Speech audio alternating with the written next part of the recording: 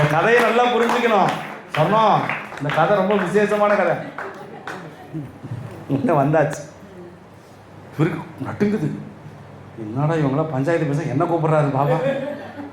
வந்துட்டார். பாபா சொல்லுங்க பாபா, முதல் முறையாக பேசுகிறார். சொல்லுங்க சாயி,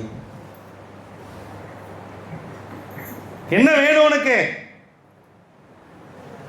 இருக்கு நீங்கள் என்ன சொன்னாலும் நான் கேட்டுக்கிறேன் சாயி. என்ன சொன்னாலும் கேட்டுக்கிறியா? நான் கேட்டுக்கிறேன். இந்த 2 பேர்த்தையும் வாயை கொஞ்சம் அடக்கு அப்படின்றாரு.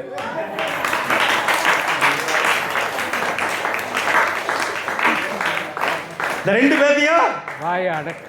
வந்ததுல இருந்து ஒருத்தருக்கு ஒருத்தர் குறை சொல்லிட்டே இருக்கிறாங்க. புருஷன் பொண்டாட்டி பத்தி குறை சொல்றது, பொண்டாட்டி புருஷனை பத்தி குறை சொல்றது. இவங்க 2 பேர் வாயை நீ அடக்கு, இதுதான் இன்னைக்கு நீ எனக்கு செய்யக்கூடிய சேவை அப்படின்னு. நான் எப்படி அடக்கிறதுங்க? நானே தனியா வந்திருக்கிறேன். அர்த்தம் புரியுதா? இவங்க வாயை நான் எப்படி அடக்க முடியும்? சரி, அப்ப பக்கத்துல உட்கார் அப்படின்னு அவர் போய் பாபா பக்கத்துல உட்காந்துட்டார். உட்காந்துச்சு. அப்படியே ஒரு நடுங்குது. பாபா சொல்றாரு, சரி இவ்வளவு நேரம் என்கிட்ட பேசிட்டு இருந்தீங்கல்ல, குறையா சொன்னீங்கல்ல, புருஷன் பொண்டாட்டியை பத்தி, பொண்டாட்டி புருஷனை பத்தி குறையா சொன்னீங்கல்ல, எனக்கு இப்போ கொஞ்ச நேரம் நான் ராமனை நினைச்சுக்கிட்டே இருக்கணும். அதனால என்கிட்ட சொல்றதுக்கு பதிலா நான் இவங்கிட்ட சொல்லிட்டாங்க. கைத்தட்டின 7 பேருக்கு நன்றி.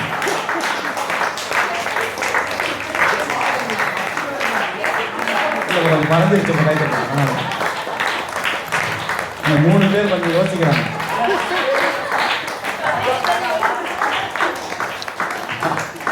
பாபா என்ன சொல்றார் நல்லா தெரிஞ்சுக்கோங்க. இந்த கதையில நான் இப்ப சற்று ராமனை நினைக்க வேண்டும், நான் கொஞ்சம் தியானத்துல இருப்பேன். இவன் வந்திருக்கானே, இவங்கிட்ட எல்லாத்தையும் சொல்லுங்க. புருஷன் முன்னாடி 2 பேருக்கும் ஒருத்தர் பார்த்துக்கிறாங்க. இவங்கிட்ட போய் நம்ம என்ன தம்பி சொல்றது அப்படின்ட்டுருவாங்க. ஆனாலும் வேற வழி இல்லை, பாபா சொன்னா செஞ்சுதான் ஆகணும். அவ்வளோ நேரம் சத்தமா சபையில பேசிட்டு இருந்தான் அந்த புருஷன் முன்னாட்டிங்க. மெதுவா பேசி, ஏங்க இவங்க என் புருஷன் சொன்ன பேச்சே கேட்க மாட்டேங்கிறாருங்க, புருஷன் என் பொண்டாட்டி சொன்ன பேச்சே கேட்க மாட்டேங்கிறாங்க. இவருக்கு ஒன்றும் புரியல. யாருக்கு? இந்த விவசாயிக்கு. பாபா வேற அப்படியே கண்ணை மூடிட்டார். கண்ணை மூடிட்டு அப்படியே ராமன் நினைச்சிட்டு இருக்கிறாரு. இவர் பாபா உட்காந்துருக்க சபையில் உட்காந்துருக்கவங்களும் அப்படியே பார்த்துட்டு இருக்கிறாங்க. இவர் இப்படியே முழிக்கிறார். இப்போ முதல்ல சொன்ன டைலாக் சொல்லிடுறேன். புருஷன் பொண்டாட்டி மேல குறை, பொண்டாட்டி புருஷன் மேல குறை. ஓகேவா? இப்போ மெதுவா புருஷன் பொண்டாட்டி மேல குறை, பொண்டாட்டி மேல புருஷன் மேல குறை.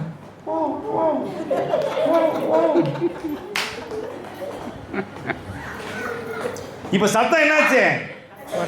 குறைஞ்சு கொடுத்தோம்.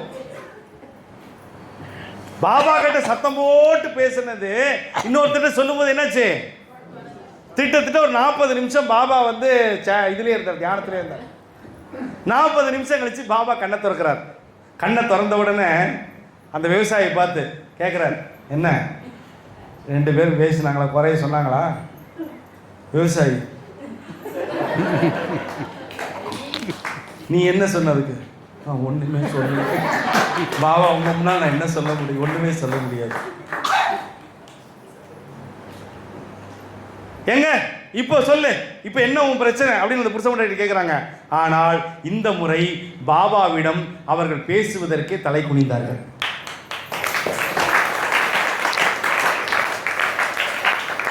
நீ வந்திருக்கிறது பாபாவுடைய கோயிலுக்கு, வந்திருக்கிறது பாபாவுடைய குருவுடைய இடத்திற்கு. அப்ப எப்படி நீ நடந்துக்கணும்? எப்படி நடந்துக்கணும்? புருஷன் பொண்டாட்டியை பத்தி குறை சொல்றதா இருந்தாலும், பொண்டாட்டி புருஷனை பத்தி குறை சொல்றதாலும் சபையில சொல்லலாமா? சொல்லக்கூடாது. இல்லை 4 பேர் பார்க்குற மாதிரி நடந்துக்கலாமா? அப்ப என்ன பண்ணணும்? மெதுவா சாயி அவர் அப்படி இருக்கிறார் சாயி, எப்படியாவது கொஞ்சம் நீங்கள் சரி பண்ணி கொடுங்க அப்படின்னா, அப்போ பாபா என்ன பண்ணுவார்? கூப்பிட்டு வச்சு பேசுவாரா இல்லையா? 4 பேர் பார்க்குற மாதிரி நடந்துச்சுன்னா பாபா அப்போ தான் சொல்கிறார், இந்த உலகத்திலேயே மிக சரியான ஒரு உறவு பந்தம் எது தெரியுமா? கணவன் மனைவி. அம்மா அப்பா பிள்ளைங்க எல்லாம் கிடையாது, புருஷன் பொண்டாட்டியினுடைய பந்தம்.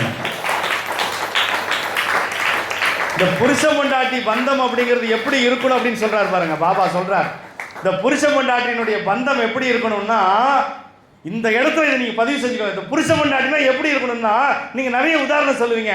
ஆனா பாபா சொல்றார், கணவன் மனைவியினுடைய பந்தம் எப்படி இருக்கணும்னா, ராமனும் ஆஞ்சநேயரும் போல இருக்கணும்.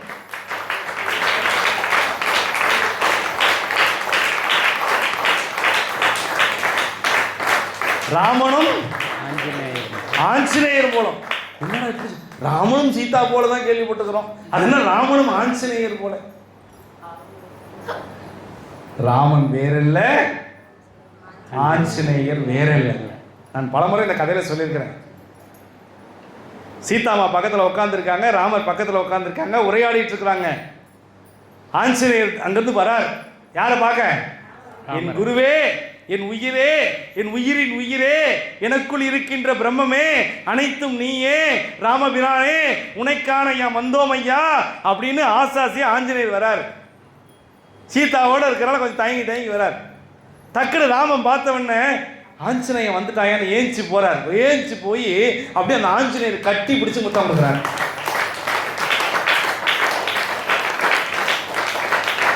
கட்டி பிடிச்சு முத்தம் கொடுத்த உடனே சீதாமாவுக்கு செல்லமா ஒரு பொறாமை. நான் எத்தனை பக்கத்திலே இருக்கேன், எனக்கு ஒரு முத்தம் கொடுக்கல. ஆஞ்சநேயர் உள்ளுக்குள்ள நினைக்கிறாங்க, குரங்கு முகம் படைத்தவனுக்கு முத்தம் ஏனடா, அழகு முகம் படைத்த சீதாவுக்கு இல்லாத முத்தம் குரங்கு முகம் படைத்தவனுக்கா? உள்ளுக்குள்ள ராமனுக்கு தான் எல்லாம் தெரியும்ல, நான் மனைவி நினைக்கிறது. என்ன பண்றது, ஆம்பளைங்களுக்கு முத்தம் கொடுத்தாலே சந்தேகப்படுறாங்க அப்பவே. அதுல உண்மையான அன்பு புரியவா போகுது. இது ஒரு கதைக்காக நீங்க புரிஞ்சுக்கணும். கை தட்ட 4 பேருக்கு நன்றி. 10 7 ஆச்சு, 7 4 ஆச்சு, அப்புறம் 2 ஆகும் போல இருக்குது. கடைசியில் ஒருத்தர் தான் இருப்பாங்கன்னு நினைக்கிறேன். இங்கே முத்தம் கொடுக்குறாரு, இங்கே முத்தம் கொடுக்குறாரு, நெத்தியில் முத்தம் கொடுக்குறாரு, கட்டி அணைக்கிறார் ராமன். எவ்வளோ அன்பு பாருங்க ராமனுக்கு. கட்டி அணைக்கிறார். வந்துட்டு ஆஞ்சநேயர் வந்து 2 பேர்த்தையும் ஆசீர்வாதம் வாங்கிட்டு என்ன பேசுவோம் பேசி கிளம்பியாச்சு. ஆஞ்சநேயர் கிளம்பிட்டார். சீதாமா அப்போதான் பொடி போடுவாங்க. இல்லை போனதுக்கு அப்புறம் தானே பொடி போடுறது, இருக்கும்போது பொடி போடுறதில்ல. ஏங்க இவ்வளோ அழகாக உங்கள் மனைவி இருக்கேன், எனக்கு இந்த மாதிரி நீங்கள் ஆசையாக முத்தம் கொடுத்துருக்கீங்களா? தேடி போய் குரங்கு முகம் கொண்டு அந்த அஞ்சனை மைந்தனுக்கு முத்தம் கொடுக்குறீங்களே, எனக்கே பொறாமையாக இருக்குங்க அப்படின்னு சொல்லும்போது சீதாமாவை பார்த்து சொல்கிறாராம், நீ என்னுடைய மனைவி, உனக்கு உண்டான அத்தனையும் கிடைக்கும். ஆனால் ஆஞ்சநேயர் யார் தெரியுமா? அவனுக்குள்ளே நான் இருக்கிறேன், எனக்குள்ளே அவன் இருக்கிறான்.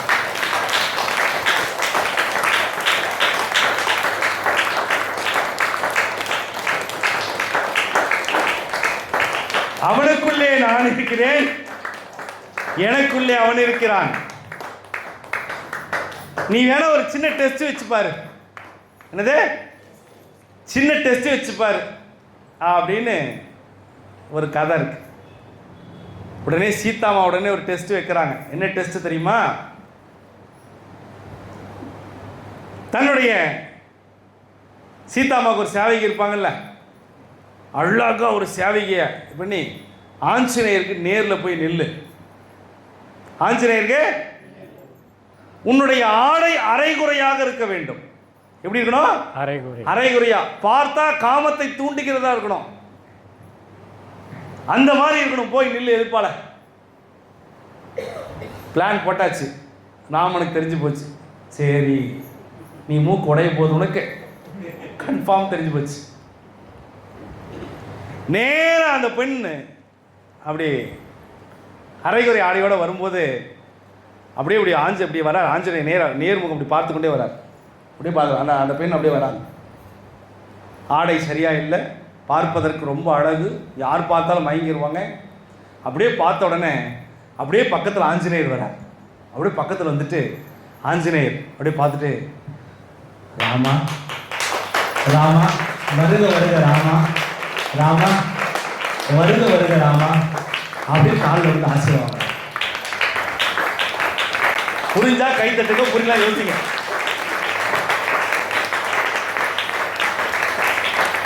அழகான தேவதை போல் இருக்கின்ற சீதாமாவுடைய சேவகியா இருக்கிற ஒரு பெண்மணிய டெஸ்ட் பண்றாங்க ஆஞ்சநேயரை அனுப்பி, சபலத்தை உண்டாக்க, காமத்தை தூண்ட.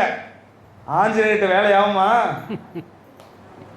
வேலைய பப்பு உடக்குது, கருப்பு வேகாது. ஆனா அவர் சொன்ன வார்த்தை என்ன?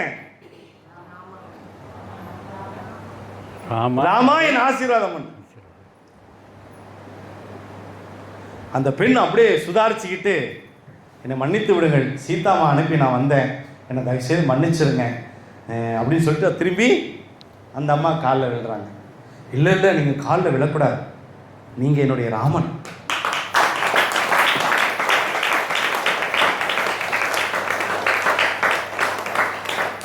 உடனே அந்த பெண்மணி ஓடி போய் ராமனு சீதாவை உட்காந்துருக்கும் போது சொல்றாங்க, அம்மா சீதாமா, நான் பெரிய பாவத்தை செய்து விட்டேன். என்ன? நான் எதுப்பால போன உடனே மற்ற ஆண்கள் எல்லாம் மயங்கினாங்க, ஆனா ஆஞ்சநேயர் மட்டும் என்னை பார்த்த உடனே என்ன தெரியுமா? ராமா வருக வருக அப்படின்னு.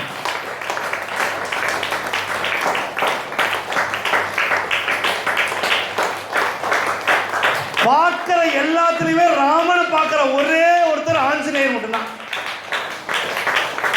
நீ தப்பாவே போய் நின்னாலும் அந்த இடத்துல ராமன் தான் கணக்கு தெரிவார். நீ மைண்டை டைவர்ட் பண்ண நினைச்சாலும் ராமன் தான் போயிடுவார். அப்போ இந்த கதை எங்க உள்ள வருது? இந்த கதை எங்க உள்ள வருது பாருங்க. இது எதுக்கு சொன்ன சொல்லுங்க பார்க்கலாம். கணவன் மனைவியாகவும் மனைவி கணவனாகவும். புருஷன் பொண்டாட்டினா முதல்ல நம்பிக்கை வேணும்.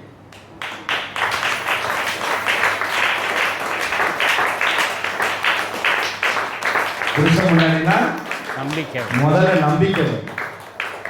நம்பிக்கையே அப்படி இல்லைன்னு வச்சுக்கோங்க. அதுக்கும் பாபா சொல்றார், மனசார ராமநாமத்தை சொல்லிக்கிட்டே இருந்தால் சந்தேகமாய் இருக்கிற உறவுகளாய் இருக்கிற கணவன் மனைவி கூட சந்தேகம் தீர்ந்து ஆனந்தமாய் இருப்பார்கள். ரொம்ப சந்தோஷமா ஆனந்தமா வாழ்வாங்க. ரொம்ப ரொம்ப சந்தோஷமா ஆனந்தமா வாழ்வாங்க. இப்ப அந்த புருஷ முன்னாடிக்கு என்ன லெசன் கொடுத்திருக்காரு பாபா? சபையில மற்றவங்க முன்னால உங்க மானத்தை 2 பேர் மாறி மாறி வாங்கிக்காதீங்க. அது யாருக்கு இழுக்கு? பாபாவுக்கு தான் இழுக்கு. கை தட்டின 3 பேர்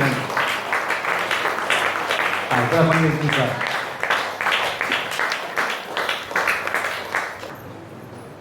அந்த விவசாயி கடைசியா பார்க்கிறார், பாபா கிட்ட கேட்கிறார், சுவாமி உங்க ஆசீர்வாதத்தோட கிளம்புறேன், எனக்கு விடை கிடைச்சிருச்சு.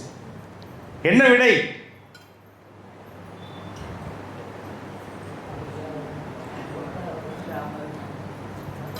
என்ன விடை? அதுக்கு முன்னாலே பாபாவை சொல்லிட்டார், நான் ஒரு 40 நிமிஷம் யாரை நினைக்கணும்னாரு? ராமர். நீங்க என் முன்னால ராமனை நினைக்கணும்னு சொன்னதே நான் நினைக்கணுங்கிறத இப்பவே நான் முடிவு எடுத்துக்கிட்டேன். எதிர்ப்பாளர் இருக்கிற புருஷன் பொண்டாட்டிங்க வாழு வாழு வாழு வாழ்னு கத்திட்டு இருக்கிறாங்க. கத்துறதுல பிரயோஜனம் இல்லை.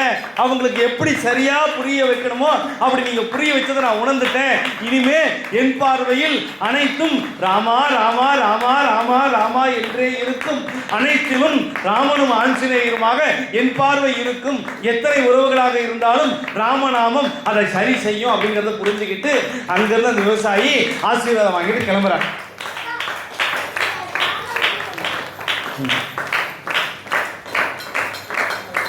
இந்த கதையை நீங்கள் ஒரு முறை கேட்டால் புரியாது. இன்னொரு முறை நீங்கள் யூடியூப்பில் நம்ம குருசாய் பிரசாதாலயா யூடியூப்பில் போட்டு பார்த்தீங்கன்னா தான் என்ன புரியும். கணவன் மனைவியை குறை சொல்கிறதும், மனைவி கணவனை குறை சொல்கிறதும், கணவன் மனைவியை குறை சொல்கிறதும், மனைவி கணவனை குறை சொல்கிறதும், ஓ ஓ ஓ ஓ ஓ ஓ குறை சொல்கிறது, ஓ ஓ ஓ ஓ ஓ ஓ சொல்லக்கூடாது.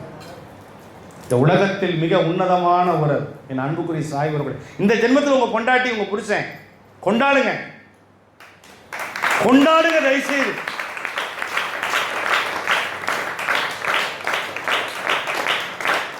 எனக்கு எல்லா பக்கமும் கண்ணு இருக்குங்கிறார் பாபா. நீங்க பண்றது எல்லாம் எனக்கு பார்க்கறதுக்கே சகிக்கலங்கிறார். என் பிள்ளைங்க அப்படின்னா எப்படி இருக்கணுமோ அப்படி இருக்குங்கிறார்.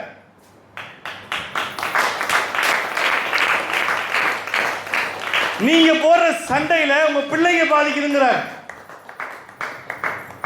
தேங்க்யூ செல்லதுரை, கை தட்டுறேன்.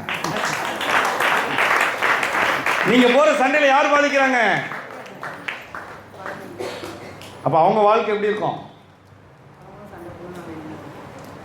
இந்த ஆன்மீகம் கத்தி போன்றது. குருசாயிரம் கட்டி காத்து கொண்டு போறதுக்குள்ள இருக்குது.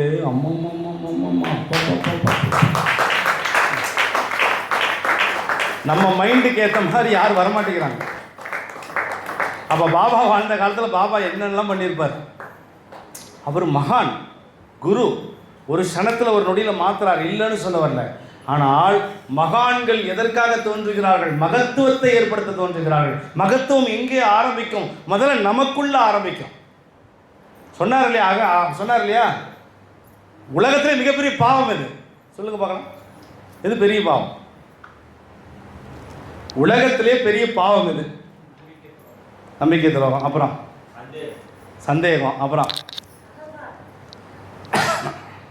Very good. அகம்பாவம் தான் உலகத்திலே மிகப்பெரிய பாவம். பெரிய பாவம் அகம்பாவம், பெரிய பாவம்.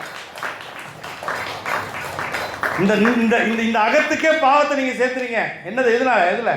அகம்பாவம். எல்லாம் தெரியும், நான் பெரிய ஆளு, நான் தான் எல்லாம் வச்ச சட்டம், கிழிச்ச கோட்டை யாரும் தாண்டக்கூடாது, உனக்கே கோடு போட்டது ரோடு போட்டது ஐயாடா.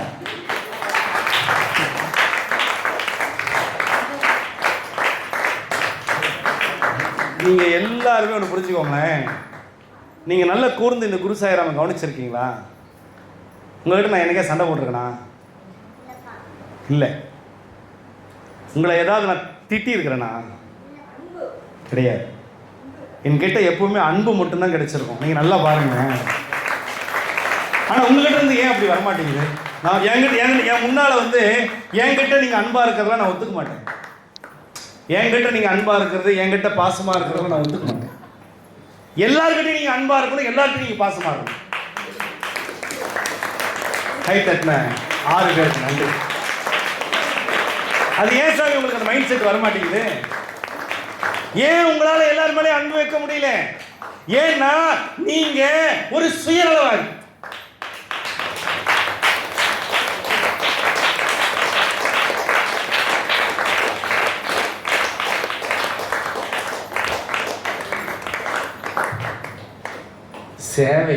சேவையா பாருங்க, தப்பா பார்க்காதீங்க.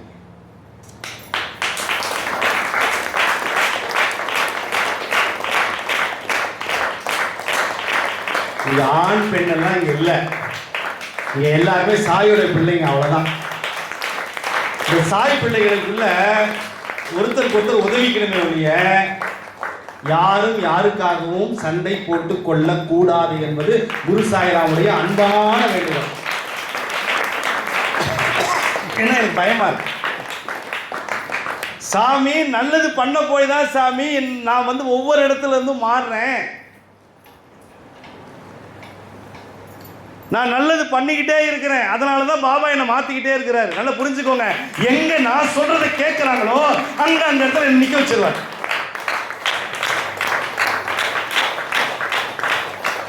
அவருக்கு தெரியாதா என்னை பத்தி? அவருக்கு தெரியுமா தெரியாதா? உலகத்து பிரபஞ்சத்துக்கே முன்னோடி.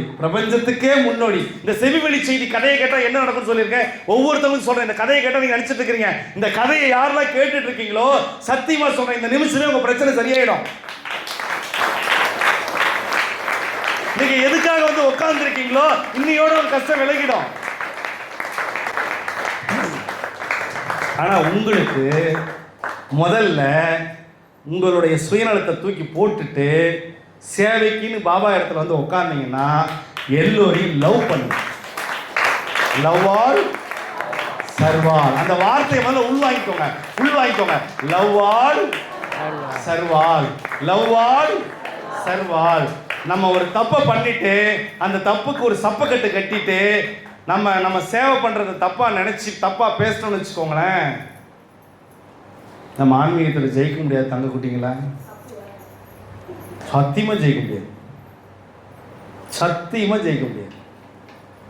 நீங்க என்ன தலைகள்னாலும் நீங்க ஆன்மீகத்தில் ஜெயிக்க முடியாது. முடிச்சுக்கிறேன், 10 நிமிஷம் முடிச்சுக்கிறேன், சீக்கிரம் முடிச்சுக்கிறேன். இந்த செவிவெளி செய்தி கதையினுடைய ரகசியம் என்ன? ராமநாமத்தை சொல்லிக்கிட்டே இருக்கணும். அதுல இன்னமும் ஒரு முறை சொன்னாலே கோடி முறை சொன்னதுக்கு சமம்னு சொன்னேன். ஓம் சாய்ராம் ஜெய் சீதாராம், ஓம் சாய்ராம் ஜெய் சீதாராம், ஓம் சாய்ராம் ஜெய் சீதாராம். ஒரு முறை இதை சொன்னா கோடி முறை ராமநாமம் சொன்னதுக்கு சமம். கோடி முறை. நம்ம ஒரு முறையே சொல்ல மாட்டேங்கிறோம். புரியுதா? ஒரு முறை சொல்ல மாட்டேங்கிறோம். ஆத்மார்த்தமா சுவாமி நின்னு ஓம் சாய்ராம் ஜெய் சீதாராம் அப்படி சொல்ல மாட்டேங்கிறோம். நமக்கு ஏதாவது கஷ்டம் வரும்போது, பிரச்சனை வரும்போது, குருசாயப்பா என்ன பண்ணணும்? இல்ல வாய்ஸ் மெசேஜ் என்ன பண்ணணும்? நான் அப்படியே வேண்டிக்கிறேன். யாராவது எனக்கு வாய்ஸ் மெசேஜில் பாவம் குழந்தைத்தனமாக சில பேருக்கு சில கேள்வியெல்லாம் கேட்பாங்க. ஓம் சாய்ராம் ஜெய் சீதாராம், ஞானத்தை கூட ஆஞ்சநேயா, என் பிள்ளைங்க இன்னும் குழந்தை பிள்ளையா இருக்கிறாங்க ஆஞ்சநேயா. இப்போ என்ன நல்லா ஒத்து பாருங்க, நல்லா ஒத்து பார்த்துட்டீங்களா? நான் நல்லா உங்களை ஒத்து பார்க்குறேன். உங்களுடைய அன்பு இன்னும் கொஞ்சம் அதிகமாகும்.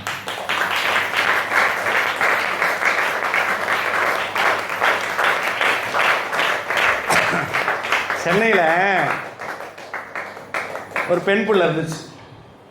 அதை நான் செல்லமாக துளசின்னு கூப்பிடுவேன். துளசி பேர் துளசின்னு கூப்பிடுவேன். அந்த பொண்ணு என் மேலே உயிரே வச்சிருக்கும். அந்த பொண்ணு ரொம்ப உயிரே வச்சிருக்கும். இன்னைக்கு அந்த பொண்ணு எங்க அந்த பொண்ணு எங்கேயோ நினைச்சுக்கிட்டு அப்படியே இருக்கு. அவ்வளவுதான். துளசி அப்படின்னு சொன்னா அழுதுறோம், அப்பான்னு அழுதுறோம்.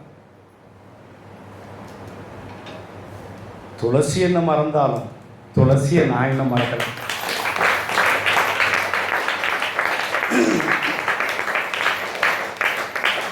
இது மாதிரி எத்தனையோ மகன்கள் யாரையுமே இந்த குருசாய் மறக்க மாட்டாங்க. ஏன்னா என்கிட்ட இருக்கிறது அன்பு மட்டும்தான்.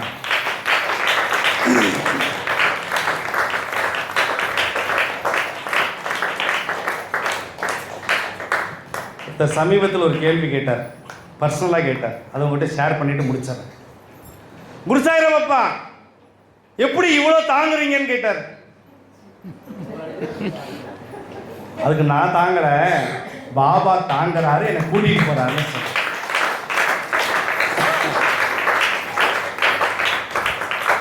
ஆன்மீகத்தில் நீங்கள் எல்லாம் லைஃப்பில் எவ்வளோ தாண்டி வந்திருக்கீங்கன்னு எனக்கு தெரியாது. ஆனால் ஒரு சாம்பிள் நான் எடுத்து விட்டேன்னு வச்சுக்கோங்களேன். என் பிள்ளைங்க யதார்த்தமாக வந்து என் காலை பிடிச்சா கூட தப்பாக பார்க்குற உலகம் இந்த உலகம்.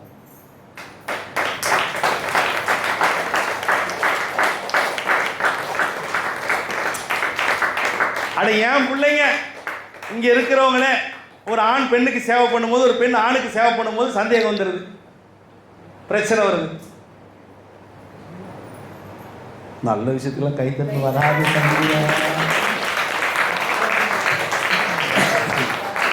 முதல்ல மனசு விட்டு பேசு. முதல்ல தயவு செய்து புருஷன் கொண்டாட்டிங்க குடும்பத்துக்குள்ளலாம் மனசு விட்டு பேசுங்க. நீங்க எங்க வரீங்க, யார்கிட்ட நிக்கிறீங்க, யார்கிட்ட பேசுறீங்க, பாபா முன்னால இருக்கிறீங்க, நம்ம எண்ணம் எப்படி இருக்கணும், நம்ம வார்த்தை எப்படி இருக்கணும், நம்ம செயல் எப்படி இருக்கணும் அப்படிங்கறத ஒரு முறைக்கு 100 முறை பேசுங்க. முதல்ல சபையில தப்ப சொல்றதை நிறுத்துங்க. நீங்க 2 பேர்கிட்ட தான் சொல்லணும் பர்சனலா. ஒன்று பாபா கிட்ட சொல்லுங்க, நம்பிக்கை இருந்தா என்கிட்ட சொல்லுங்க. அதை விட்டுட்டு சபையிலேயே நம்ம என்ன பண்றோம் சொல்லக்கூடாது. இப்போ நான் குறை சொன்னால் நிறைய சொல்லலாமா? இங்கே உட்காந்துருக்கிற ஒவ்வொருத்தர் பற்றி நான் குறை சொல்லணும்னு நினச்சேன்னா எவ்வளோ சொல்லலாம்? நிறைய சொல்லலாம். ஆனால் அவங்க யாரையுமே நான் குறை சொல்லலை. ஏன் தெரியுமா? எல்லாருமே சாயோடைய பிள்ளைங்க, அவ்வளோதான்.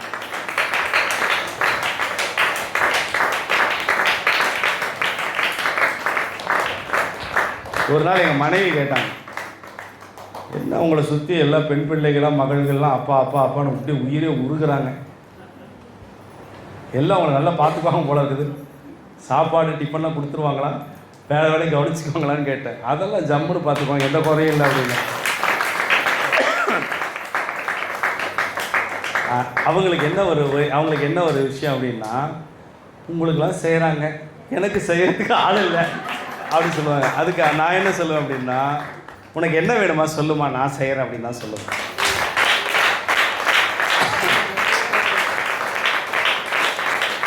எல்லாரும் என் காலை பிடிப்பாங்க, ஆனால் என் மனைவி காலை நான் பிடிப்பேன். ஏன் தெரியுமா? அவங்க காலையிலேருந்து சாயங்காலம் வேலை செய்கிறாங்க, இன்னும் வேணான்னு கூட சொல்லுவாங்க. ஆனால் இருந்தாலும் நமக்கு என்ன மனசு கேட்காது. சரி, நின்றுக்கிட்டே வேலை பார்க்குறாங்களே, மாடிக்கும் கீழேயும் வராங்களே. ஸோ அந்த இடத்துல நாம் எப்படி இருக்கணும்? புரிஞ்சுக்கணும். ஒரு கணவன் மனைவிங்கிறவங்க புரிஞ்சுக்கணும். மனைவி அமைவதெல்லாம் இறைவன் கொடுத்த வரம். சில பேருக்கு மட்டும்தான் இறைவனாகவே மனைவி அமைவாங்க.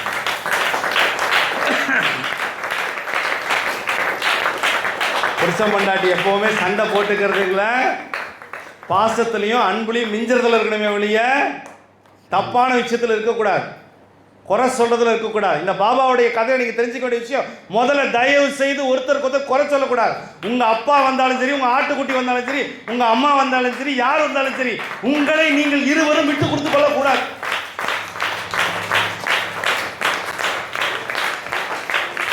இன்னைக்கு நீதிமன்றத்தில் ஏகப்பட்ட பேர் இன்னைக்கு கணவன் மனைவி ஒற்றுமையா இல்லாமல் இருக்கிறதுக்கு காரணம் என்ன?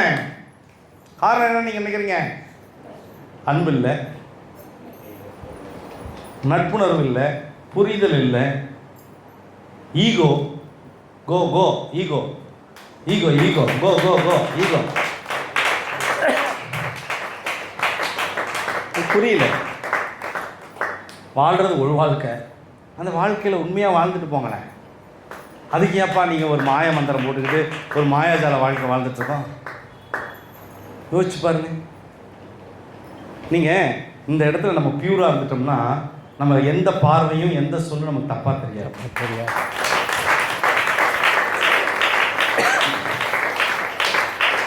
உங்களுக்கு ஒரு விஷயம் பிடிச்சிருக்கு, ஒரு விஷயம் பிடிக்கல அப்படின்னா உங்கள் குடும்பத்தில் கணவன் மனைவி உட்காந்து பேசுங்க.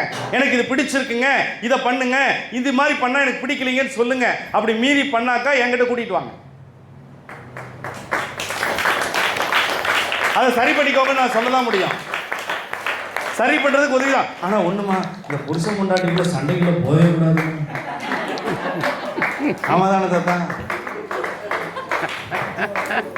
கணவன் மனைவி பிரச்சனைகளை மட்டும் போகக்கூடாது. ஐயோ சங்காத்தம், நான் என்னான்னு கூட கேட்க மாட்டேன், என்னான்னு கூட நான் கேட்கவே மாட்டேமா மகேஷ், என்னான்னு கூட ஒன்று நான் கேட்கவே மாட்டேன். என்ன நடந்துச்சு உனக்கு உங்க மாமாவுக்கு நான் கேட்கவே மாட்டேன். ஏன் தெரியுமா? உள்ள போயிட்டோம், கடைசியில் அவங்க நல்லவங்களாயிருவாங்க, நாம என்ன ஆயிடுவோம்? நாம கெட்டவங்களாயிருவோம். இங்கே இருக்க ஒவ்வொரு ஆண்களுக்கும் நான் சொல்கிறேன், தயவு செய்து பஞ்சாயத்து யாரோ உங்கள் ஃப்ரெண்டுங்களுக்கு புருஷன் முன்னாடி பிரச்சனைட்டு போய் நின்னீங்க, ஆப்பு உங்களுக்கு தான், புரிஞ்சுக்கோங்க. தயவு செய்து போகாதீங்க. அவங்க என்ன நீங்கள் நல்லா பாருங்களேன், இன்னைக்கு சண்டை போட்டுக்குவாங்க, இந்த வாரம் அடுத்த வாரம் எப்படி இருப்பாங்க, மாமா மாமா மாமா போவாங்க.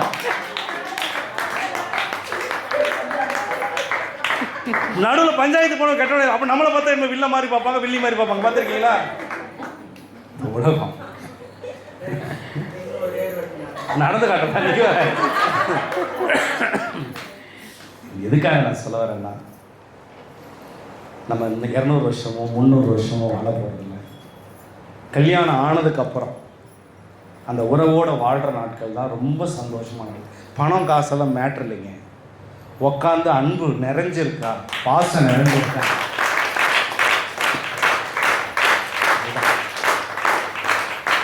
எங்கேயோ ஒரு சிலருக்கு விபத்து நடக்க தான் செய்யும். புருஷன் முன்னாடி பிரிஞ்சிருவாங்க, விபத்து நடக்க தான் செய்யும். கணவன் மனைவி எங்கேயோ பிரிஞ்சிருப்பாங்க, இல்லை யாரோ ஒருத்தர் இல்லாமல் இருப்பாங்க. அந்த இடத்துல என்ன பண்ணணும்? வண்டி விபத்து ஆயிடுச்சுங்கிறதுக்காக அப்படியே விடக்கூடாது. அடுத்த வண்டி அவங்களுக்கு நல்ல வண்டியா பாபா அமைச்சு கொடுப்பாருங்கிற நம்பிக்கையில் அவங்களுக்கு வழிகாட்டு. அதனால எப்படி பாபா வாழ்ந்த காலத்தில் பாபா கிட்ட பேசுறதுக்கே ஒரு விவசாயி போகும்போது அங்கே ஒரு திருவிளையாடல் நடந்து ராமநாமத்தை சொன்னால் எல்லாம் நடக்குங்கிற ரகசியத்தை புரிஞ்சுக்கிட்டு இந்த உலகத்திலே ராமநாமம் தான் சிறந்தது புரிஞ்சுக்கிறாங்க. இங்கே இதே மாதிரி தான் உங்ககிட்ட சொல்கிறேன். உங்களுக்கு எவ்வளவு கஷ்டம் இருந்தாலும் சரி, உடல் ரீதியாக இருந்தாலும் சரி, மன ரீதியாக இருந்தாலும் சரி, பொருளாதார பணம் இல்லைன்னா இங்கே பிரச்சனை வரும். பார்த்துருக்கீங்களா? வீட்டில் இன்னைக்கு சம்பளம் மட்டும் கொடுக்கல, அவளை தாண்டா நீ வாடகை கொடுக்கல, எல்லாத்துக்கும் பதில் நீ சொல்லு. வெளியே வந்தா வாங்க போங்க, வீட்டுக்குள்ள போனா வாடா போடா. பார்த்துருக்கீங்களா? பாப்போதான், சிங்கிளர் தான். நீ என்ன செஞ்ச, என்னத்தை பண்ண, ஒரு சற்று அப்படி கண்ணை மூடி யோசிக்க வேண்டும். கஷ்டப்படுறதே நமக்காக தானே, நாமும் சேர்ந்து ஏதோ ஒன்று செய்யணும் அப்படின்னு சொல்லி. ஏன் நாம சம்பாதிக்கலாம், நாம உழைக்கலாம், நாம ஜெயிக்கலாம். இந்த எண்ணம் 2 பேருக்குள்ளேயும் வந்துட்டா பிரச்சனை இருக்கு. இணைந்த கைகள் ஒன்று சேர்ந்தது, இணைந்த கைகள் ஒன்று சேர்ந்தது, அதுக்கு பெயர் அன்பு என்றது. இணைந்த கைகள் ஒன்று சேர்ந்தது, அதுக்கு பெயர் அன்பு என்றது.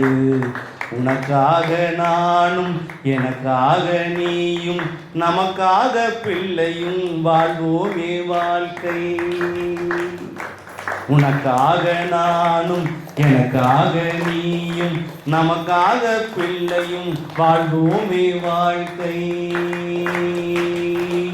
உன் அன்பை கொஞ்சம் தாத்தா, அன்பை கொஞ்சம் தாத்தா, உன் அன்பை கொஞ்சம் தாத்தா, அன்பை கொஞ்சம் தாத்தா, அன்பை கொஞ்சம் தாத்தா, அன்பை கொஞ்சம் தாத்தா. அந்த அன்புல பஞ்சம் இருக்கக்கூடாது. அதான் சொல்லனே, அப்படியே பொறாமையின் உச்சம். ஒரு புருஷனை திட்டதோ ஒரு பொண்டாட்டி திட்டதோ ஒருத்தருக்கு வரக்கூடாது. வந்தா அந்த இடத்துல உங்களுக்கு பிரச்சனை இருக்குன்னு அர்த்தம். நீங்க பாபாவுடைய பிள்ளைகளாக இருப்பது தகுதி இல்லைன்னு அர்த்தம். எவ்வளவு பேர் கெட்டவனா கூட இருக்கட்டுங்க, அன்பு ஒரு நாள் ஜெயிக்குங்க. 12 வருஷம் குடிகாரன் ஒருத்தர் தான். 12 வருஷம் டெய்லி குட்டிச்சு பொண்டாட்டி அடிச்சே நொறுக்கி தள்ளுவான். என்கிட்ட அந்த அம்மா வந்தாங்க, அழுது புலம்புனாங்க. ஒரே வார்த்தை தான் சொன்னேன், சச்சரிதம் படிங்க அப்படின்னு தான் சொன்னேன். தொடர்ச்சி 1 வருஷம் படிங்க. 12 வருஷம் குடியில் இருந்தவன் 1 வருஷத்துல மாறிட்டாங்க. இன்னைக்கு அடிச்சு துன்புறுத்தின கணவன் இன்னைக்கு மனைவி அப்படி தாங்குறாரு. யார் மாத்தினது? சச்சரிதம் மாற்றியது. நம்பிக்கை, பாபாவுடைய பக்தியில நம்பிக்கை இருந்துச்சு அப்படின்னா எல்லாருக்கும் மாற்றம் வரும், எல்லாருக்குமே மாற்றம் வரும். அதனால் தயவுசெய்து இந்த அன்புக்குரிய சாய் உறவுகள் நம்பிக்கையோடு பாபாவை பிரார்த்தனை பண்ணுங்க. இந்த கதை நிச்சயமாக உங்களுக்குள்ள ஒற்றுமை உணர்வு ஓங்கக்கூடிய ஒரு சக்தியை கொடுக்கணும். உங்கள் சொந்தக்காரங்க நண்பர்களில் குடும்பத்தில் பிரச்சனைகள் இருந்ததுன்னா தயவு செய்து இந்த கணவன் மனைவிக்கு எப்படி பக்குவமாக புரிய வைக்கணுமோ தனிப்பட்ட முறையில் புரிய வைங்க. எந்த சூழ்நிலையிலையும் சண்டையை மூட்டி விடக்கூடிய சீமனையாக நம்ம இருக்கக்கூடாது. சரிங்களா? அவன் அப்படியா சொன்னான், அவன் கூட வாழவே வாழாது இப்படி சொல்கிற கூட்டம் தான் இன்றைக்கி அதிகமாக இருக்குது. என்ன சொன்னாலும் பரவாயில்ல, அவன் புருஷன் என்ன சொன்னாலும் அது உன் பொண்டாட்டி, 2 பேரும் ஒன்றா வாழ்ந்து சாதிச்சுக்காங்க. அதை சொல்ல நீங்கள் ஆள் இல்லையா? புலம்பாதீங்க. நான் பலமுறை சொல்லியிருக்கிறேன், புலம்பாதீங்க, தயவு செய்து புலம்பாதீங்க. எப்ப பாரு பொல்லம்பி பொல்லம்பி பொல்லம்பி பொல்லம்பி பொல்லம்பி கொல்லம்பி கொல்லம்பி கொல்லம்பி பொல்லம்பி பொல்லம்பி கொல்லம்பி கொல்லம்பி பொல்லம்பி பொல்லம்பி கொல்லம்பி கொல்லம்பி லைஃப்லேயே ஒரு பைத்தியக்காரனாவே மாறிடும். என்கிட்ட உங்கள் ஃபேமிலியை பற்றி பர்சனலாக நீங்கள் சொல்கிறீங்க, ரைட், இல்லை நான் சொல்ல வரல. ஆனால் நீங்கள் புலம்புறதுல ஏதாவது பிரயோஜனம் இருக்கான்னு மட்டும் யோசிச்சு பாருங்க. பி ப்ராக்டிக்கலாக இருங்க. நீங்கள் என்ன பண்ண முடியுங்கிறதுக்குள்ள மட்டும் நீங்கள் யோசிக்கணும். உங்கள் கூட இருக்கிறவங்களுக்கு என்ன சக்தி இருக்குங்கிறது உங்களால் யூகிக்க முடியாதா?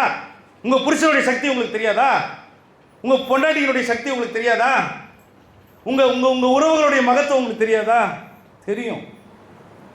ஆனால் நாமளே நினச்சிட்டு இருக்கோம் மாற மாட்டேங்கிறாங்க, நடக்க மாட்டேங்குது, திருந்த மாட்டேங்கிறாங்க, இவங்க திருந்திட்ட மாதிரி.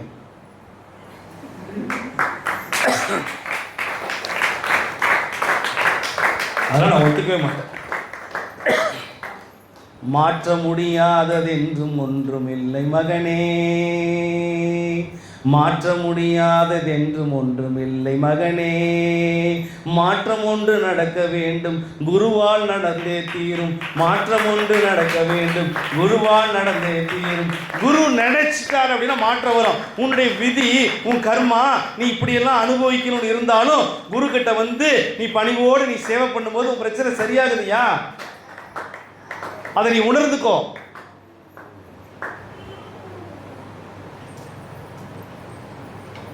இனி வரக்கூடிய காலம் இந்த குழந்தைங்களை பார்க்கும்போது எனக்கு பயமா இருக்கு. நீங்களே இப்படி இருந்தீங்கன்னா இந்த பிள்ளைங்களும் எப்படி வாழ போறாங்க? நிஜமா தான் சொல்றேன். நீங்க கரெக்டா இருந்தா மட்டும்தான் உங்கள் பிள்ளைகளை சரியாக நீங்கள் கொண்டு போக முடியும். நீங்க கரெக்டா இல்லைன்னு வச்சுக்கோங்க,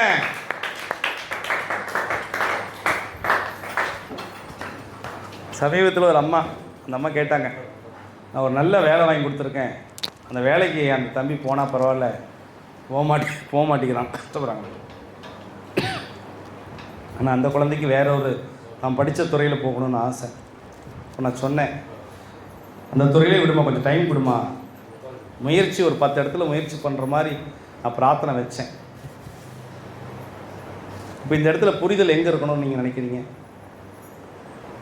ஒரு அம்மா சொல்லிட்டாலேங்கிறதுக்காக வீட்டினுடைய சூழ்நிலையை புரிஞ்சுக்கிட்டு வேலைக்கு போகணுமா, இல்லை அவன் படித்த படிப்புக்கு இன்னொரு 10 இடத்துல முயற்சி செஞ்சு அந்த வேலையை தேட முயற்சிக்கணுமா? ஒரு வாய்ப்பை நம்ம கொடுக்கணும்.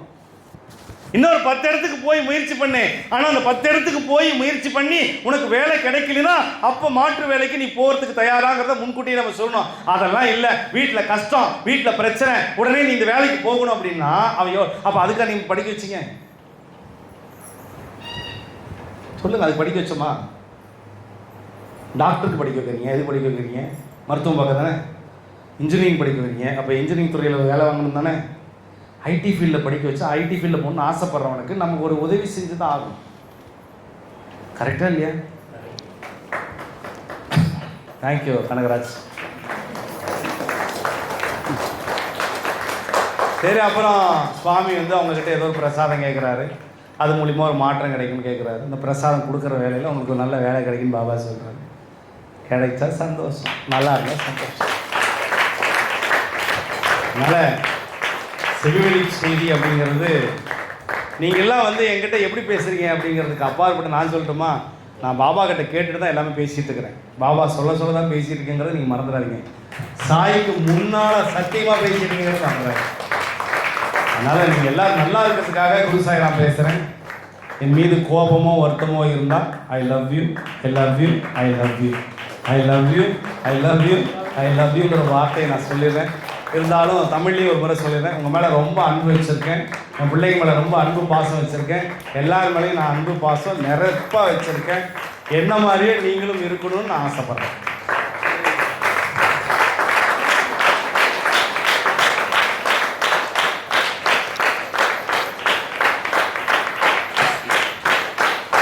Okay, thank you. ஏதாவது கேள்வி கேட்கணுமா? பாபா கேட்க சொல்கிறார். ஏதாவது கொஸ்டின் இருந்தால் கேட்கலாங்கிறார். ஒரு 3 கேள்வி கேட்கலாங்கிறார். ஆனால் அந்த கேள்வி பொதுவான கேள்வியாக இருக்கணும்.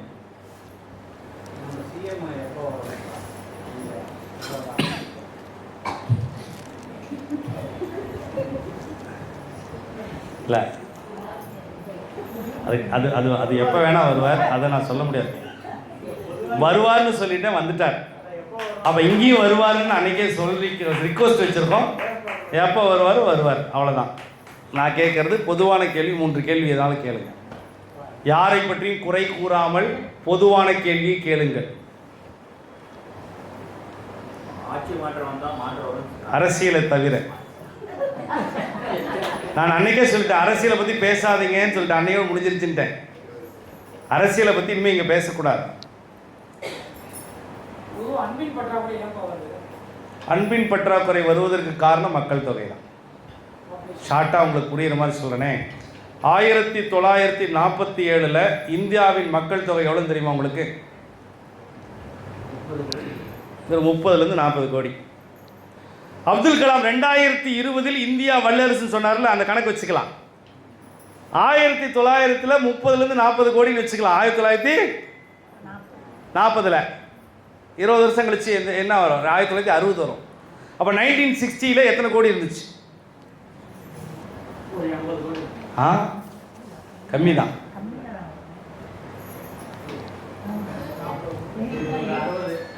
தயவுசெய்து ஃபோன் ஆஃப் பண்ணிடுங்க. ஒரு 60 கோடி. ரைட். 1960 ஒரு 60 கோடியிலேருந்து ஒரு 70 வச்சுக்கோங்க. அடுத்த ஒரு 20 வருஷம் 1980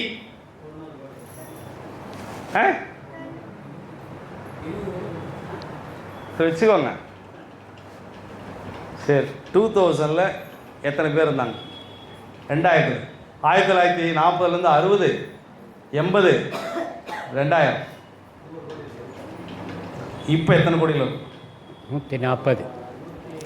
140 கணக்கெடுத்தது. கணக்கெடுக்காமனா ஒரு 150 வச்சுக்கலாமா? இப்போ இதுதான் இந்தியான்னு வச்சுக்குவோம். இந்த இந்தியாவுக்குள்ள இருக்கிற அளவுக்கு மக்கள் இருந்தாங்கன்னா ஹாப்பியாக இருக்கலாம். இப்போ ஒரு 50 பேர் 100 பேர் தான் ஓகே. 1000 பேர் இந்த இடத்தில் இருக்க முடியுமா? அப்போ ஒருத்தருக்கு ஒருத்தர் இருக்கிறது 2 பாத்ரூம்னு வச்சுக்கோங்க. 2 பாத்ரூமுக்கு சட்டை 1000 பேருக்கு வருமா வராதா?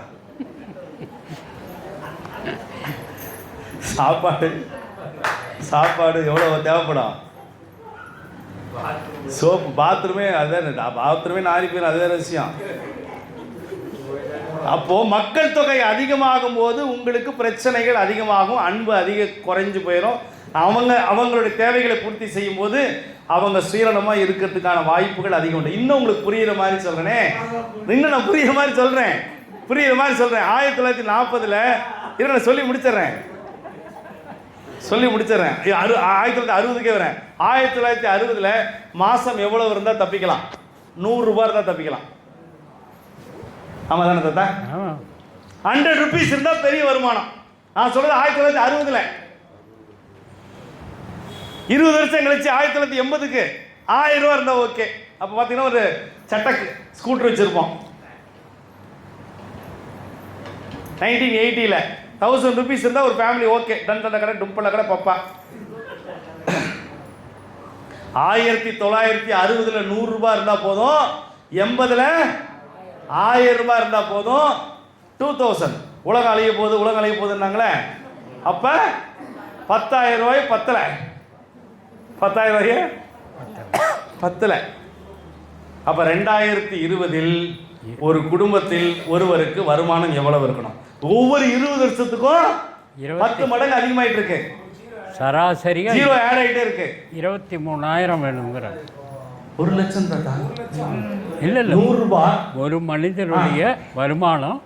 1 லட்சம், 100 ரூபாய், 1000 ரூபாய், 10,000 ரூபாய். 2020 1 லட்சம். இப்போ 2026 வந்துருச்சு. எங்க எத்தனை பேர் மாதம் 1 லட்ச ரூபா சம்பாதிக்கிறீங்க? 1 லட்சமா? கடன் தான் இருக்குது. பல லட்சம் இருக்குது. கடன் தான் இருக்குது. இப்போ 1 லட்ச ரூபாயும் உங்களால் இப்போ சம்பாதிக்கல. இப்போ 2040 வரும்போது எவ்வளவு தேவைப்படும் என்றால் கட்டாயமாக 10 லட்ச ரூபாய் தேவைப்படும்.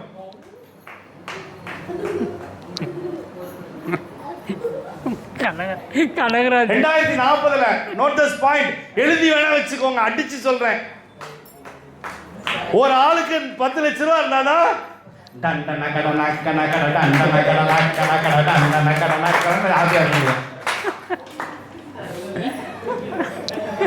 இல்லைன்னா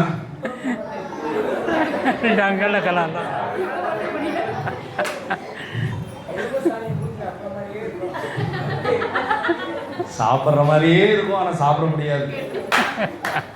தண்ணி கூட கிடைக்காதுமா. 10 லட்சம் முடி. 10 லட்சம் 10 lakhs எவ்ரி மந்த்.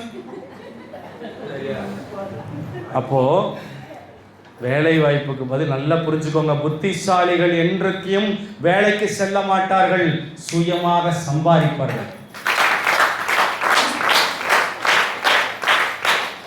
நான் வேலைக்கு போகிறது தப்பு சொல்ல, அது உங்கள் கமிட்மெண்ட். மாசமானா இவ்வளோ பணம் வருதுங்கிறதுல ஒரு வட்டத்துக்குள்ளே இருக்கீங்க. ஆனால் சுயமாக சம்பாதிக்கிறவங்க ஒரு வட்டத்தொட்டு வெளியே வராங்க. பெரிய வட்டம் பெரிய வட்டம் பெரிய வட்டம் பெரிய வட்டம் பெரிய வட்டம் போடுவாங்க. அவங்களே முதலாளி ஆகிறாங்க, அவங்களே 4 பேருக்கு வேலை கொடுக்குறாங்க, அவங்க மாற்றத்தை உருவாக்குறாங்க. அந்த மாற்றம் உங்களுக்கு இருக்கா? கஷ்டம். நல்ல, நான் உங்ககிட்ட அதை பற்றி பேசுனா இன்னொரு நாள் பேசுகிறேன். அதனால் ஒன்றை புரிஞ்சுக்கோங்க. அன்பு ஏன் பற்றாக்குறையாக தெரிஞ்சுக்கிட்டீங்களா? அன்பு ஏன் பற்றாக்குறையாக தெரிஞ்சுக்கிட்டீங்களா? ஒரு கேள்வி முடிஞ்சிருச்சு, இன்னும் 2 கேள்வி. இசையாசிரியர் யோசிக்கிறார்.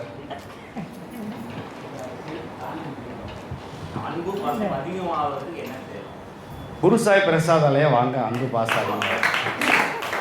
நான் போய் சொல்லுங்க, உண்மையாலுமே இங்கே வந்தவங்கெல்லாம் முத வரும்போது எப்படி இருந்தாங்க, ஒரு 6 மாதம் கழித்து எப்படி இருக்காங்கங்கிறத அவங்களே ரியலைஸ் பண்ணிக்கோங்க. வேணாம், ஞானசேகரன் முதல்ல என்னை பார்க்கும்போது என் மேலே இவ்வளோ அன்பு இருந்துச்சா? இப்போ இருக்கா? உயிரே. சூப்பர். இந்த வார்த்தை எப்படி வரும்? இங்கே வந்ததுனால தான் வந்தது. நானும் உங்கள் மேலே உயிராக. ஒரு பாட்டெல்லாம் போடுறீங்கல்ல, ரசித்து என்னுடைய ஃபோட்டோலாம் இணைச்சி ஒரு பாட்டெல்லாம் போடுறீங்கல்ல, அந்த இடத்துல அந்த பாட்டை பார்க்கல, அந்த இதை பார்க்கல, உங்களுடைய அன்பை நான் பார்க்கல. எனக்கு பேர் புகழ் வேண்டாம், அந்த அன்பை நீங்கள் கிரியேட் பண்ணீங்க பார்த்தீங்களா, அந்த இடத்துல நான் புரிஞ்சுக்கிட்டேன். எப்படியோ ஞானசேகரன் இதயத்துலையும் மாலாவுடைய இதய கூட்டுக்குள்ளேயும் இந்த அப்பா இருக்குங்கிறத நான் நம்புகிறேன். அதுக்கப்புறம் உங்கள் பிள்ளைங்களும் வரதை நினைக்கும்போது ரொம்ப சந்தோஷம், ரொம்ப மகிழ்ச்சி. 2வது கேள்வி பதில் கொடுத்துட்டேன். 3வது,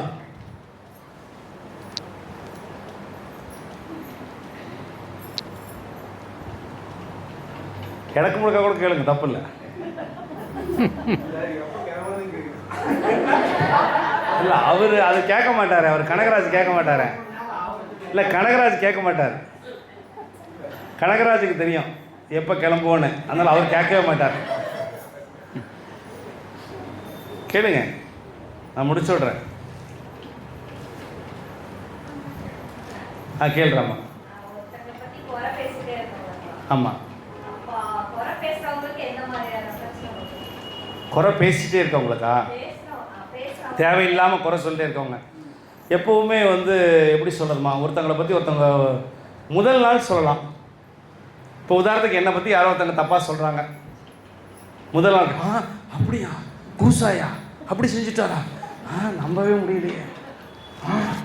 ஃபஸ்ட்டு டைம் அதிர்ச்சியாக இருக்கும், செகண்ட் டைம் அதே சொல்கிறாங்க, தேர்ட் டைம், ஃபோர்த் டைம் யார் குறை சொல்கிறாங்களோ அவங்க மேலே மரியாதையே இருக்காது.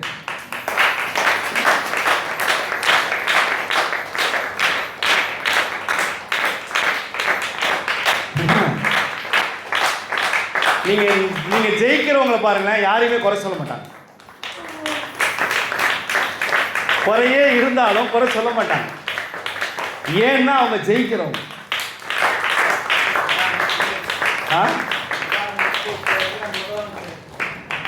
யாரை பற்றி குறை சொல்லக்கூடாது.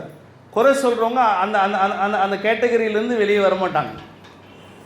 அதுக்கு மேலே வளர முடியாது. அதிகபட்சம் என்ன பண்ண முடியும், வார்த்தைகளால், வதந்திகளால். வதந்திங்கிறது என்னது, ஒரு அனுமானம். நான் ஏன் என்ன சொல்லிட்டு தெரியுமா, இங்கே யாரையும் நான் சொல்லக்கூடாது, அதுக்காக தான். இங்கே வேறு யாரையா சொன்னோன்னா வேணாம்.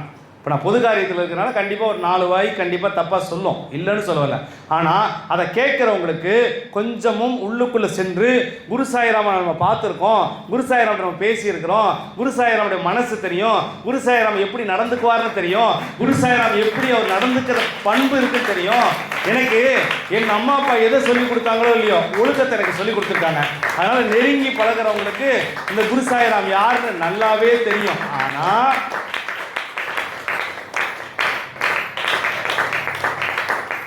டக்குன்னு ஒரு வதந்தியை சொல்லும்போது, டக்குன்னு ஒரு பிரச்சனையை சொல்லும்போது, தப்புன்னு நம்ம பாசிட்டிவோட என்ன ஆகும், நெகட்டிவ்.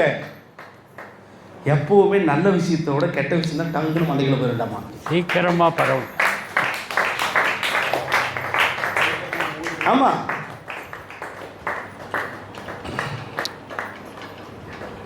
கொஞ்சம் நஞ்சமாக சொல்லப்பட்டது. நல்லா இருக்கு. உப்பு சொல், மனசார சொல். எல்லாரும் நல்லா இருக்கு. சொல்லுமா. பொறாமை அப்படிங்கிறது என்ன அப்படின்னா, நம்மளால் முடிஞ்சது அவங்களால முடியலையேங்கிறது தான். நம்மளால் ஒரு விஷயம் முடிஞ்சிருச்சு, அவங்களால முடியலையே அப்படிங்கிற ஒரு பொறாமை தான். அது ஆட்டிடியூட்டில் காட்டுவாங்க. ஒரு பெரிய நடிகர் தமிழ்நாட்டுக்கு சிஎம் ஆயிட்டாரு. இன்னொரு பெரிய நடிகர் நேரடியாக போய் வாழ்த்து கூட சொல்லலை.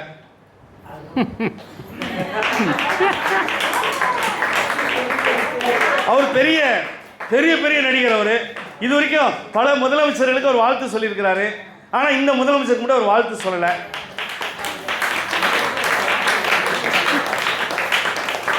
அந்த இடத்தில் அந்த அகம்பாவம் தெரியுது. நம்ம பார்த்து வளர்ந்த பிள்ளை. அர்த்தம் புரியுதுங்களா? அர்த்தம் இந்த ராஜா புரிந்தா புரிஞ்சுக்கோங்க. இதான் பொறாமை, வேற ஒன்றும் கிடையாது. பொறாமைன்னா ஒன்றுமே இல்லை, அவ்வளோதான். நம்மளை ஒருத்தங்களுக்கு பிடிக்கலை அப்படிங்கிறதுக்காக அவங்கள நம்ம ஏற்றுக்கலை அப்படிங்கிறது தான் விஷயம், வேற ஒன்று இல்லை. நம்மளை ஒருத்தங்க ஏற்றுக்காமல் இருக்கிறது தான் நம்ம செய்கிற செயலில் ஒரு பொறாமையாக பார்க்குறது. ஒருத்தங்களை பிடிச்சிச்சுன்னு வச்சுக்கோங்களேன், அவங்க தப்பே பண்ணாலும் அவங்களை பிடிக்கும்.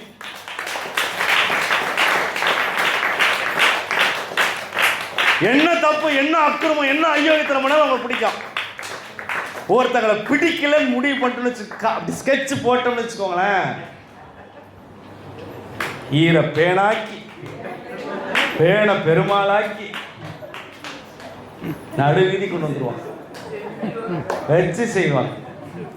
ஆனால் அதெல்லாம் தாண்டி வந்துட்டேன். பாபா பேசுறதுனால எனக்கு எதை பற்றியுமே கொள்ள கிடையாது. எல்லாரும் நல்லா இருங்க, நல்லா இருங்க, நல்லா இருங்க.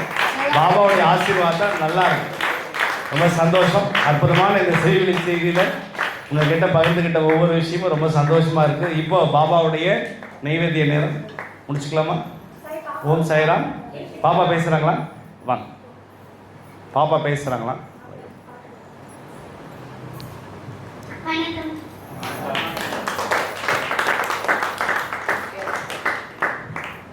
பேசுதாங்க.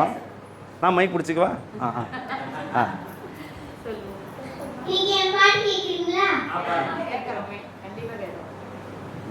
பாடுறேன்.